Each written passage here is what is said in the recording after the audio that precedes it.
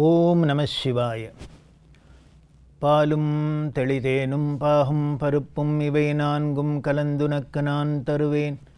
கோலம் செய் துங்கக் கரிமுகத்து தூமணியே நீ எனக்கு சங்கத்தமிழ் மூன்றும் தா. அரண்நாமமாயிரத்தில் வாமன வடிவத்தில் இருக்கக்கூடியவர் இன்னும் பலவிதமான பெருமைகளை உடையவரை சொன்ன அந்த சிவபெருமான 341வது திருநாமம் எப்படி சொல்கிறது அப்படின்னார். ஓம் சித்தயோகினே நமஹா அப்படின்னு இருக்கு. இந்த 341வது திருநாமம் இதை தொடர்ந்து வர 343, 44 இது 3 தொடர்புடைய திருநாமம். அதனால் அதை சேர்த்து நாம் பொருளை பார்த்துடலாம். 341 ஓம் சித்தயோகினே நமஹா அப்படின்னு இருக்குன்னு பார்த்தோம் இல்லையா. 343 என்ன அப்படின்னா ஓம் சித்தார்த்தாய நமஹா அப்படின்னு இருக்கு. இந்த சித்தார்த்தாய நமஹா அப்படிங்கிற நாமம் முன்னாலேயே 130லேயும் வந்திருக்கு, பின்னால் 995லேயும் வரப்போகுது. 3 இடத்துலையும் இதே வருது. அதே மாதிரி 344 என்ன அப்படின்னர் ஓம் சித்த சாதகாய நமஹா அப்படின்னு இருக்கு. இப்போ இது 3த்துக்கும் பொருளை பார்க்கலாம்.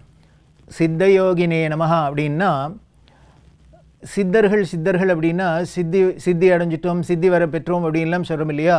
அதாவது ஒரு விஷயம் முயற்சி பண்ணுறோம், அது நம்ம கைவசப்பட்டுறது, பலன் கிடைச்சிடுறது, அதுக்கு பேர் தான் சித்தி. அப்படின்னா இதை ரொம்ப அழகாக தமிழில் சொன்னோம் அப்படின்னா நிலை பெற்ற யோகியர் வடிவினர் அப்படின்னு அர்த்தம். நிலை பெற்ற யோகியர் அப்படின்னா என்ன, சித்தி கைவர பெற்றவார்னு அர்த்தம். அவள்கிட்ட அவ்வளோதான், அந்த சக்தி வந்துடுத்து அப்படின்னா டெம்பரவரியாக கொஞ்ச நாளைக்கு இருக்கும், அப்புறம் போயிடும் அப்படிங்கிறதுலாம் இல்லை. அது வந்தது தான். இந்த சித்தர்கள் அந்த சித்தி அடைஞ்சிட்டா அப்படின்னா அந்த அடைஞ்ச சித்தி அப்படியே இருக்கும், எப்போதும் இருக்கும். அதைத்தான் சித்த யோகினே நமஹா அப்படின்னு சொல்லியிருக்கு. சித்தார்த்தாய நமஹா அப்படின்னா இப்படி எல்லாமே நமக்கு கை வந்துடுத்துன்னு வச்சுங்கோ, அப்புறம் நம்ம என்ன ஆசைப்பட்டாலும் என்ன கிடைச்சாலும் பலன் கிடைக்கத்தானே போகிறது. அவர்கள் என்ன நினைக்கிறாளோ அந்த பலன் தானே கைகூடுகிறது இல்லையா. அதனால எல்லா பயன்களும் கைகூடிய பரிபூரணர் அப்படின்னு அர்த்தம். ரொம்ப ஒரே வார்த்தையில் சொல்லணும் அப்படின்னா சித்தார்த்தன் அப்படிங்கிற வார்த்தைக்கு என்ன நேர் அர்த்தம், அழகாக சொல்லணும் அப்படின்னா பரிபூரணர் அப்படின்னு, கம்ப்ளீட், பூர்ணமாக எல்லாத்தையும் அடைய வேண்டியதை அடைந்தவர்கள் அப்படின்னு அர்த்தம். அதனால் அதுக்கப்புறம் அவள் என்ன ஆசைப்பட்டாலும் அது நிறைவேறத்தான் நிறைவேறும்.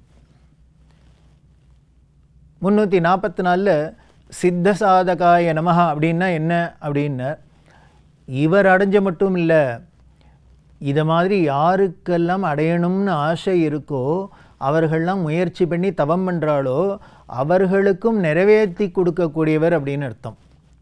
அதாவது இந்த சித்தி சக்தியை யாரெல்லாம் விரும்புகிறாளோ அவர்களுக்கு கொடுக்கக்கூடியவர், அருளக்கூடியவர் அப்படின்னு அர்த்தம். அதனால் இவரே பெரிய சித்தராக இருக்கார், இவரே அதனால் பலன்லாம் அடைஞ்ச பரிபூர்ணராக இருக்கார். அதே மாதிரி யார் அப்படி ஆகணும்னு ஆசைப்படுறாளோ, முயற்சி பண்ணுறாளோ, தவம் பண்ணுறாளோ அவர்களுக்கும் அதை நிறைவேற்றி கொடுக்கக்கூடியவராக இருக்கார் அப்படின்னு இருக்கு. இப்படி 3த்துக்கும் அர்த்தம். இது நிஜமாகவே இவர் சித்தி அடைஞ்சவரா, இதெல்லாம் பண்ணுவரா அப்படின்னா ஒரு திருவிளையாடல்லேருந்து பார்த்தா தெரியும். இதுக்கு முன்னாலேயே பார்த்துருக்கோம், ஒரு இடத்துல பார்த்துருக்கோம். திருவிளையாடல் புராணத்தில் 33வது திருவிளையாடல் அஷ்டமா சித்தி உபதேசித்த படலம் அப்படின்னு கார்த்திகை பெண்டிர்களுக்காக இவர் அஷ்டமா சித்தியும் சித்தராக உபதேசம் பண்ணார் அப்படின்னு பார்த்தோம். திருவிளையாடல் புராணத்தில் 34வது திருவிளையாடல் என்ன சொல்லியிருக்கு அப்படின்னா இடபக்குறி இட்ட படலம் அப்படின்னு பேர். அதாவது ரிஷபக்குறி இட்ட படலம் அப்படின்னு. இது எதுக்காக, எப்போ இட்டார், எங்கே இட்டார் அப்படின்னா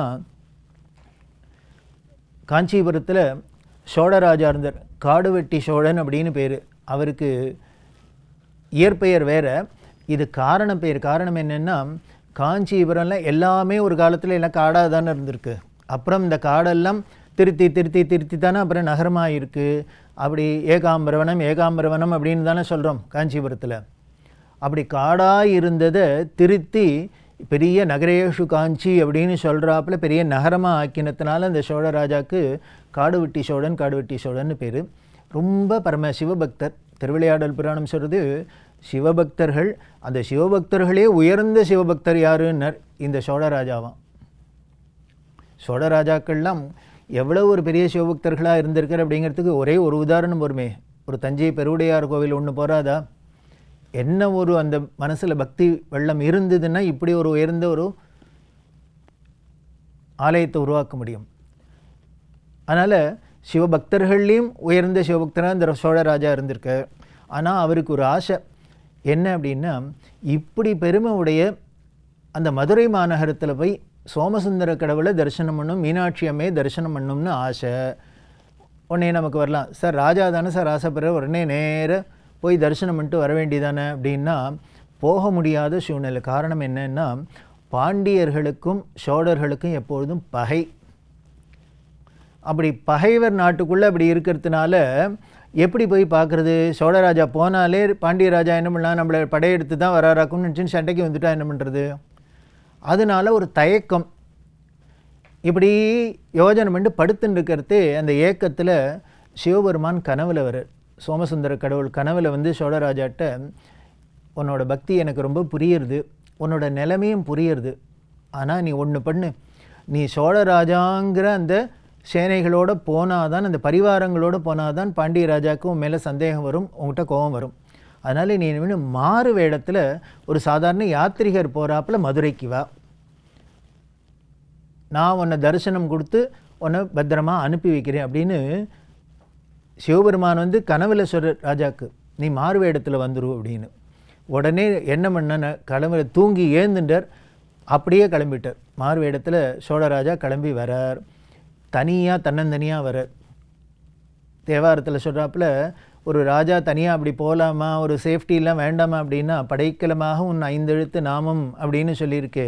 நமக்கு என்ன படை அப்படின்னார், வழித்துணை மருந்தே வானநாடனே வழித்துணை மருந்தே அப்படின்னு நமக்கு எது வழித்துணையாக வருது, படைக்கலமாக இருக்குது அப்படின்னார்.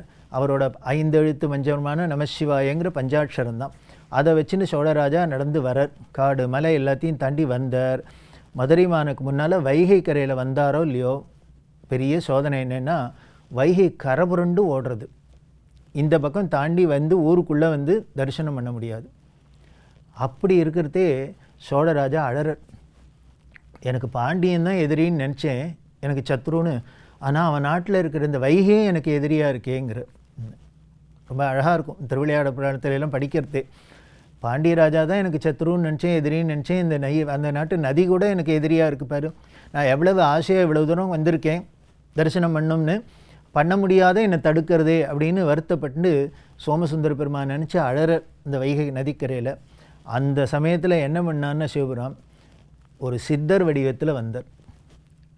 சித்தர் வடிவத்தில் வந்து, நீ யாருப்பா, எங்கேருந்து, அதாவது ஒன்றும் தெரியாது தானே, அப்படி தானே பண்ணணும், எங்கேருந்து வந்திருக்க, நான் இங்கேருந்து தரிசனம் பண்ணுறதுக்காக வந்திருக்கேன், ஆனால் நதியை தாண்டி போக முடியல அப்படின்னு. அவ்வளவு தானே, நான் உன்னை அழிச்சுன்னு போய் கோவிலில் தரிசனம் பண்ணி வைக்கிறேன் அப்படின்னு. இவர் வந்த சமயம் என்னன்னர், நடு இரவு. சோழராஜா வந்த சமயம் நடு இரவு, ஊரே உறங்கின்னு இருக்கு. உடனே இந்த சித்தரா வந்த சிவபெருமான் என்ன பண்ணான்னர், இல்லை இல்லை இந்த நதியை எப்படி தாண்டி போகிறதுன்னர், நீ ஏன் கவலைப்படுற, நான் பார்த்துக்கிறேன்னர். அந்த நதியை வைகையை பார்த்தாரோ இல்லையோ சித்தரா வந்த சிவபெருமான், வத்தி போயிடுத்து, நதி வத்தி எடுத்து நேராக அழிச்சுன்னு வந்தார். அந்த வடக்கு கோபுர வாயில் அப்படின்னு சொல்லக்கூடிய அந்த வடக்கு வாயில் வழியால் வந்தால் கோவில் கதவெல்லாம் பூட்டி இருக்கு. இவர் சிவபெருமான் போனார், கையை வச்சார், கதவு திறந்து கொடுத்து நேராக சோழராஜா உள்ளே அழிச்சுன்னு போனார். பொற்றாமரை இதான் ரொம்ப முக்கியம், இதில் குளியினர் குளிக்க வச்சார். நேராக உள்ளுக்குள்ளே கருவறைக்குள்ளே அழிச்சுன்னு போய் சோமசுந்தர பெருமான சுந்தரேஸ்வரர் தரிசனம் பண்ணி வச்சார், மீனாட்சியை தரிசனம் பண்ணி வச்சார். திருப்பி வெளியில் அழிச்சுன்னு வந்தார் அதே வடக்கு வாயில் வழியால். இப்போ முதல்ல கதவு பூட்டின்னா இருந்தது, அதை இவர் திறந்துன்னா போயிருக்கார். உடனே சிவபெருமான கையை வச்சார், கதவு பூட்டின்னு கொடுத்தோ. என்ன பண்ணுவா, கோவிலில் 4 பக்கமும் பூட்டி அந்த மதுரை அந்த பாண்டியர்களோட அந்த குறியான மீன் குறியை வச்சுருவா, அந்த அரக்கு வச்சு சீல் வைக்கிறா இல்லையா, அதை வச்சுருவா. அப்படி தான் வச்சுருந்தது. இப்போ சிவபெருமான் அதை திறந்துட்டார். இப்போ திருப்பி கார்த்தால் வந்து காவலாளியெல்லாம் பார்த்தா கதவு திறந்துருக்கு அப்படின்னா உடனே ஒரே கலைபுரமாகிடும், ஏதோ திருட வந்துட்டானாக்குன்னு எல்லோரும் பயப்படுவா. அதனால் திருப்பி கதவை பூட்டிட்டு அதில் சீல் வைக்கணுமோ இல்லையோ, மீன் அந்த மீன் கொடி சீலை தானே வைக்கணும். என்ன பண்ணார், சிவபெருமான் கையை வச்சோன்னே அது ரிஷபக்குறியாக மாறி எடுத்து, இடபக்குறியாக மாறி எடுத்து நேராக கொண்டு திருப்பி வைகை கரையில் விட்டார். எந்த இடத்துலேருந்து அழிச்சுன்னு போனான்னு விட்டுட்டு போயிட்டு வான்னு அனுப்பிச்சிட்டு, எந்த சித்த யோகினே நமகான சித்த வடிவத்தில் வந்த ஒரு பக்தர் என்ன ஆசைப்பட்டுக்கார், சித்த சாதகாய நமகா அப்படின்னு என்ன நல்ல ஆசை தானே பட்டார். அந்த சோமசுந்தர கடவுளை விண்ணிழி விமானத்தில் தரிசனம் பண்ணணும்னு ஆசைப்பட்டார், மீனாட்சி அம்மையை தரிசனம் பண்ணணும்னு ஆசைப்பட்டார். நடந்துடுத்தோ, நீ நல்லபடியாக ஊருக்கு போயிட்டு வரலான்னு அனுப்பிச்சிட்டார். ஆச்சா, பொழுது விடிஞ்சுடுத்தோ. மறுநாளை கார்த்தால் காவலாளிகள்லாம் கோவிலில் திறக்கணுமே. 4 பக்கத்து கதவையும் திறந்து வடக்கு பக்கத்தில் பார்த்தா கதவில் அந்த சீலை பார்த்துட்டு தான் திறப்பா. ஏன்னா நம்ம வச்ச சீல் தான் இருக்கா இல்லை வேறு யாரானு மாற்றிட்டாளா அப்படின்னு. இதெல்லாம் காவலாளிகளோட முக்கியமான விஷயங்கள். ஒரு சின்ன சின்ன விஷயம் மாதிரி இருக்கும். இதெல்லாம் கூட நம்ம புராண இதிகாசம்லாம் சொல்லித்தரும். பார்த்தா ரிஷப சீல் இருக்குது, மீன் கொடியை காணும். என்ன ஆச்சுன்னு தெரில. உடனே காவலாளிலாம் பயந்து போயிட்டா. இதே தானே நம்மளை அப்புறம் ராஜா தண்டிச்சுட்டா என்ன பண்ணுறது. உடனே அரசவைக்கு போனால் குலபூஷணன் பாண்டியன் அப்படின்னு குலபூஷண பாண்டியன் அவர்கிட்ட சொன்னான், நாங்கள் ராத்திரி அப்படி தான் வச்சோம், ஆனால் இப்போ கார்த்தால பார்த்தா வடக்கு வாயிலில் மட்டும் இப்படி இருக்குது, அந்த இலச்சினை மாறி இருக்குது, சீல் மாறி இருக்குது, ரிஷப சீலாக இருக்குது, யார் எப்படி வச்சான்னு தெரியலன்னு எல்லாரும் உண்மையை சொன்னால். இதை கேட்டோன்னே ராஜா பயந்து போயிட்டான். இதுனே அது பூட்டின கோவிலுக்குள்ளே நம்ம சாத்தி கதவை வச்சு சீல் வச்சதில் யார் திருப்பி திறந்துட்டு போயிட்டு உள்ளே போயிட்டு சீலை வச்சுருப்பா. இது ஏதோ நடந்திருக்குன்னு தெரியறது, ஆனால் எப்படி நடந்தது யார் பண்ணினான்னு தெரியல. அதனால் என்ன பண்ணால் ராஜா ரொம்ப கவலைப்பட்டான். என்ன நம்ம அரசாட்சி பண்ணுறது சரியில்லையா, நம்ம கவனமாக இல்லையா, இப்படியெல்லாம் ஆயிடுத்தேன்னு அன்றைக்கி சாப்பிடலை, தூங்காத தன்னோட எல்லா வேலையும் விட்டுட்டு இது யார் பண்ணியிருப்பா, யார் பண்ணியிருப்பா, என்ன தவறு நடந்தது அப்படின்னு தரையில் படுத்துன்னு குலபூஷண பாண்டியன் வருத்தப்பட்டு சிவபெருமான்கிட்ட வேண்டிக்கிறார். இப்படி நடந்துடுத்தே, அதுவும் நீ இருக்கிற ஆலயத்துக்குள்ளே இப்படி யாரோ நுழையிறாப்பில் ஆயிடுத்தே, நாங்கள்லாம் சௌக்கியமாக படுத்துன்னு தூங்கினோம் அப்படின்னு ராஜா ரொம்ப மனசு வருத்தப்பட்டா. கனவில் சிவபெருமான் வந்தார். கவலைப்படாத, ஒரு தப்பும் நடக்கலை அப்படின்ட்டு நடந்ததை சொன்னார். காடுவெட்டி சோழன் வந்தால் அவரை நான் தான் அழிச்சுன்னு தரிசனம் பண்ணி வச்சேன். அவனோட பக்திக்காக உடனே உனக்கு தோணலாம் நேராக ராஜா பண்ணினா என்னன்னு. சோழன் உனக்கு பகையாக இருந்ததுனால அவரை தயங்கினத்தினால நான் இப்படி பண்ணினேன், நான் வச்ச சீல் தான் அது, அதனால இடபக்குறி நான் தான் வச்சேன், கவலைப்படாத, எந்த தவறும் நடக்கலை அப்படின்னு குலபூஷனுக்கு சொல்ல. இப்போ தான் பாண்டிய ராஜா திருப்தி அடைஞ்சார். இதுக்கு மேலே என்ன பாண்டிய ராஜாக்குன்னு, நம்ம சத்ருன்னு நினைக்கிறோம், அவருக்கு எப்படி சிவபக்தி இருக்குது பாரு, சோழராஜாக்கு எப்படி பக்தி இருக்குது அப்படின்னு சோழர்கள் மேலே பெருமை கொண்டாராம் குலபூஷணம். அப்படி இருந்த குலபூஷன் தானே பாண்டியராஜா தன்னோட பிள்ளைக்கு பட்டம் கட்டிட்டு அவர் கைலாயத்தை அடைஞ்சார் அப்படின்னு நமக்கு அந்த புராணம் சொல்லுது. அதனால் இன்றைக்கும் மதுரையில் கோவிலில் அந்த வடக்கு வாயிலுக்கு பேரே என்ன அப்படின்னு இலச்சினை வாயில், இலச்சினை வாயில் அப்படின்னு. இலச்சினை அப்படின்னாக்க சீல், அடையாள சீல் குடி அப்படின்னா. இவர் சித்த வடிவத்தில் இத்தனையும் பண்ணியிருக்கார் அப்படின்னா இவர் சித்த யோகினே நமஹ, சித்தார்த்தாய நமஹ, சித்த சாதகாய நமஹ அப்படிங்கிற நாமம்லாம் எவ்வளோ இவருக்கு பொருத்தமாக இருக்குது அப்படின்னு தெரியுது. அப்படி இருக்கக்கூடியவர் இன்னும் பார்த்தீங்கன்னா மாயவரத்துக்கு பக்கத்தில் சித்தர்காடு அப்படின்னு இருக்குது, அங்கே சித்தர்கள்லாம் வழிபட்டது. ஏன் இங்கே சென்னைக்கு பக்கத்தில் அங்கேயும் ஒரு சித்தர்காடு இருக்குது, தாத்ரிபுரீஸ்வரர் அப்படின்னு பேர். இப்படி பல இடங்கள்லையும் சித்தர்கள் வழிபட்டதுனால அவர் சித்த யோகியாக இருக்காருன்னு தெரிகிறது. அவரோட பெருமையிலே இன்னும் பல விஷயங்களை தொடர்ந்து பார்க்கலாம். ஓம் நம சிவாய.